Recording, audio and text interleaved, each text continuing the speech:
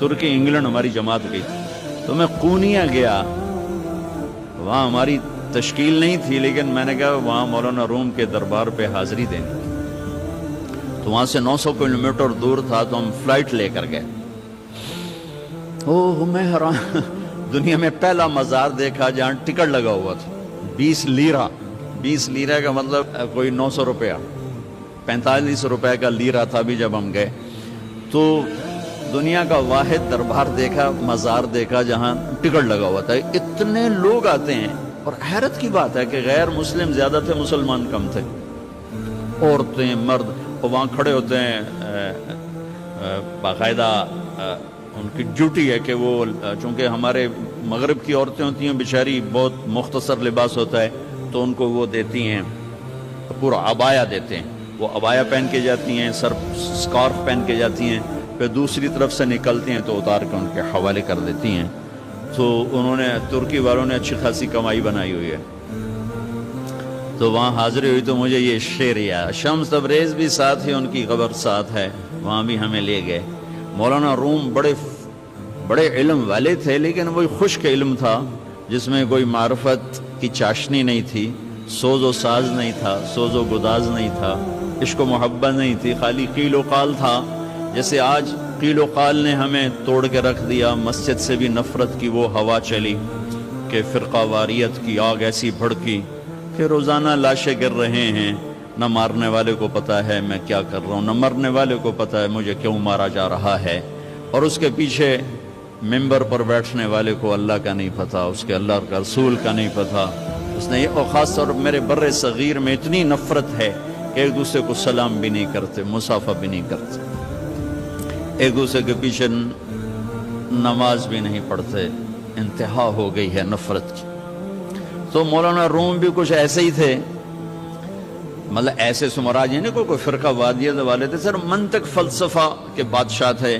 تو مسجد میں حوض کے کنارے بیٹھے ہوئے درس دے رہے تھے، اور ان کی کتابوں کا ڈھیر، کلمی کتابیں وہ سامنے رکھا ہوا تھا۔ تو شمس تبریز آ گئے ننگے پاؤں، دیہاتی شکل، لگتا تھا یہ تو کوئی ان پڑھ جٹ آدمی۔ تو آ کر انہوں نے بڑے بھول پن سے کہا، مولوی صاحب این چیست، یہ کیا ہے؟ تو مولانا روم نے یوں دیکھا تو بڑے تکبر سے کہا، این است کہ تو نمی دانی، بھائی یہ وہ ہے جو تو نہیں جانتا، تو چٹا ان پڑھ، میں تجھے کیا بتاؤں یہ کیا ہے۔ وہ ایک دم آگے بڑھے، وہ کتابوں کو جو یوں دھکا دیا وہ ساری حوض میں جا گری۔ اب وہ زمانہ پریس کا تو تھا نہیں، میں چلو 2-4 اور لے کے آ جاؤ، وہ تیرا بیڑا غرق و بدبخت، تو نے میری ساری زندگی کی محنت برباد کر دی۔ تو شمس تبریز مسکرائے اور حوض میں اترے، اور یوں ساری کتابیں خشک نکال کے باہر رکھ دی، ایک کاغذ نہیں بھیگا ہوا۔ یہ کرامات اولیاء ہے۔ مولانا روم، یہ چیز یہ کیا ہے؟ تو انہوں نے مسکرا کے کہا، این است کہ تو نمی دانی، یہ وہ ہے جو تو نہیں جانتا۔ بس پھر مولوی روم مولانا روم بن گئے، انہیں فلسفے بھی بھول گئے۔ اس کو ہمارے شاعر خواجہ غلام فرید رحمت اللہ علیہ نے کہا ہے، سکھری تروش منصوری نو، ہن ٹھپ رکھ کنز قدوری نو، ہادی نہ سمجھ ہدایہ، کافی نہ سمجھ کفایہ، کر پرز شرع وقایا، یہ دل قرآن کتابے۔ یہ ہماری زبان کی شاعری ہے سرائکی کی۔ مزدار قصہ تھا، آپ کو سنا دیا۔ کوئی چیز خود نہیں، تو اللہ تعالیٰ نے 4 قسمیں، 2 تاکیدیں کہ نہیں میں نے ہی تمہیں بنایا ہے، تم خود بخود نہیں بنے۔ ام خلقوا من غیر شیء، ایک اور آیت، کیا تم خود بخود بنے ہو؟ ام ہم الخالقون، کیا تم اپنی ذات کے بنانے والے خود ہو؟ نہیں، تمہارا بنانے والا وہو الخلاق العلیم، تیرا بنانے والا ایک زبردست خالق ہے۔ آس بن وائل آیا، اس کے ہاتھ میں ایک ہڈی تھی ایسی پرانی، اس نے یہاں رکھی اور ایسے مسئلہ اس کو، وہ ساری چورا چورا ہو گئی۔ اللہ کے نبی کے سامنے پھر پھونک ماری، وہ ساری ہوا میں اڑ گئی. کہنے لگا محمد تیرا رب اسے زندہ کرے گا؟ کیا تیرا رب اسے زندہ کرے گا؟ یہ تو ریت بن کے اڑ گئی. جبریل آ گئے فوراً کہ یا حبیب اللہ، یا رسول اللہ، میرے رب کا پیغام سنا دیں، پیغام سنا دیں. اولم یر الانسان انا خلقناہ من نطفۃ فاذا هو خصیم مبین. دیکھو دیکھو جس کو میں نے گندے پانی سے بنایا آج مجھ سے مناظرے کرتا ہے، مجھ سے مناظرے کرتا ہے. وضرب لنا مثلا ونسی خلقہ، اور مجھے مثالیں دیتا ہے کہ اسے کون زندہ کرے گا، اور اپنی پیدائش بھول گیا.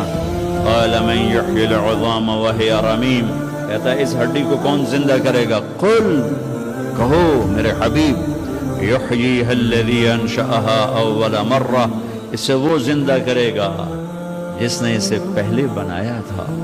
وہو بکل خلق علیم، اس کو پتہ ہے میری مخلوق کہاں. میرے رب کا علم تو دیکھو، کتنے انسان چورا چورا ہو گئے اور کتنے ہم چورا چورا ہونے والے ہیں.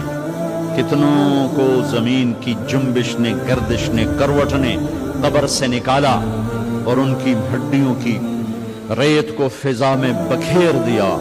کتنے پانیوں میں بہہ گئے، جانوروں نے پھاڑ دیا، آگ میں جل گئے، قبروں میں رل گئے، اور ایک قبر میں 100 اکٹھے ڈال دیے گئے.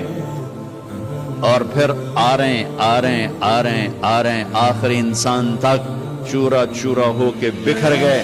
7 چوپائے، 7 پرندے، 7 مچھلیاں، 7 جانور، ساری کائنات کی زندہ چیزیں سب کٹھی ہیں، اور ایک رب کا حکم ہوگا فَإِذَا هُمْ مِنَ الْأَجْدَاثِ إِلَىٰ رَبِّهِمْ يَنْسِلُونَ. اللہ ہم سب کو قبروں سے کھڑا کر کے زندہ کر کے دکھا دے گا. ہاں مجھ سے کہتا ہے زندہ کون کرے گا؟ آپ اسے کہیں جس نے یہ کچھ نہیں تھا اور اسے بنایا تھا وہی زندہ کر. تو اللہ تعالیٰ نے انسانی تخلیق میں 4 چیزوں کا ذکر کیا. 2 غذائیں ہیں، 2 روحانی مقامات ہیں. غذاؤں کا تعلق جسم سے ہے، یہ میڈیکل سائنس ہے، اور مقامات کا تعلق روح سے ہے، یہ اسپرچول سائنس ہے. یہ 2 چیزیں جس مرد عورت میں صحیح ہوں گی وہ خوبصورت انسان ہوگا فی احسن تقویم. اگر یہ نہیں ہوں گی تو وہ اس احسن تقویم کی چوکٹ سے نکل جائے گا. یہ پہلی 2 چیزیں یہ علم طب ہے جو اللہ آپ کو دے رہا ہے، جو آپ کو دیا گیا ہے، جس کو آپ لے رہے ہیں. اور زندگی بھر یہ یاد رکھیں، جب تک اپنے آپ کو جاہل سمجھیں گے اللہ علم دیتا رہے گا، اور جب تک خدمت کے جذبے سے چلیں گے اللہ علم دیتا رہے گا. جب آپ کاروباری بن گئے تو پھر آپ ایک بے رحم تاجر ہوں گے، آپ طبیب نہیں ہوں گے. میں ہاتھ جوڑ کے کہتا ہوں پھر آپ ایک تاجر ہوں گے، بس آپ نے گاؤن سفید پہنا ہوا ہوگا، ڈاکٹر کا روپ ہوگا، اندر میں سوتر منڈی کا شیخ بیٹھا ہوگا. علم اسے ملتا ہے جو اوروں کی ہمدردی رکھتا ہے، تو وہ کاروباری بن جائے. میں بہت رویا کرتا ہوں. میرا بھائی بھی ڈاکٹر ہے، یہ میرا ساتھی، ہم گورنمنٹ کالج لاہور میں اکٹھے تھے. یہ پرنسپل بن گیا، میں مولوی بن گیا، مقدر کی بات ہے. تو میرا بھائی بھی چھوٹا ہارٹ اسپیشلسٹ ہے، بہت اچھا ڈاکٹر ہے. جس دیس میں مظلوم وکیل کے پاس جائے تو وکیل اس سے گاہک تصور کر کے ڈیل کر رہا کہ میرا گاہک آ گیا، میرا گاہک آ گیا. اور مریض تڑپتا ہوا ڈاکٹر کے پاس جائے اور ڈاکٹر کہے گاہک آ گیا، کسٹمر آ گیا. پھر وہ اپنی فیس بھی الگ لے اور لیبارٹریوں کو ٹیسٹ کروانے کے لیے جو نسخے بھیجے تو اس کے پیسے بھی الگ لے. پھر کمپنیاں اس کو خرید کر 5 روپے کی بجائے 50 روپے کی گولی لکھوائیں اور وہ ادھر سے بھی لے. تو میں ہاتھ باندھ کے کہتا ہوں وہ ڈاکٹر نہیں ہے، تاجر ہے. گاؤن سے کیا ہوتا ہے؟ क्लिनिक से क्या होता है? एक ने सुदर मंडी में दुकान खोल ली, एक ने डॉक्टर का बोर्ड लगा के क्लिनिक बना लिया, दोनों ही ताजिर हैं। एक ने हाई कोर्ट सुप्रीम कोर्ट का वकील का फटा लगाया, ताजिर हैं, ताजिर हैं। वो डॉक्टर बन के बैठा तो सफेद गाउन में स्याह शक्ल बन गया कि जिसको सिर्फ पैसा चाहिए, उसे मरीज की हाय भी नहीं सुनी जाती, मरीज का दर्द भी नहीं उसको उस तक पहुंचता। और वकील बना तो वो एक ताजिर बन गया, ताजिर बना तो एक धोखेबाज बन गया, फ्रॉडिया बन गया, ताकतवर बना तो फिरौन बन गया, फकीर बना तो नाशुक्रा बन गया, चोर डाकू बन गया। इकाई बिगड़ी है, इंसान बिगड़ा है, इंसान। भाइयों, मैं भी कह रहा हूं कि इनकलाब आना चाहिए, लेकिन कौन सा इनकलाब? अपने दिलों को बदलो, ये इनकलाब लाओ। इस दिल की दुनिया को बदलो। दिल दरिया समंदरों डूबे, कौन दिलां दियां जाने हो, विच्चे बेड़े विच्चे झेड़े, विच्चे वंज मुहाने हो। ये अंदर के दिलों को बदलो, ये दुनिया बदलो।